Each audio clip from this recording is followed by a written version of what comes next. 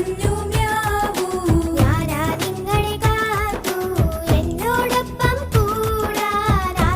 ആർക്കാണിഷ്ടം, ആർക്കാണിഷ്ടം. ആര് പറഞ്ഞു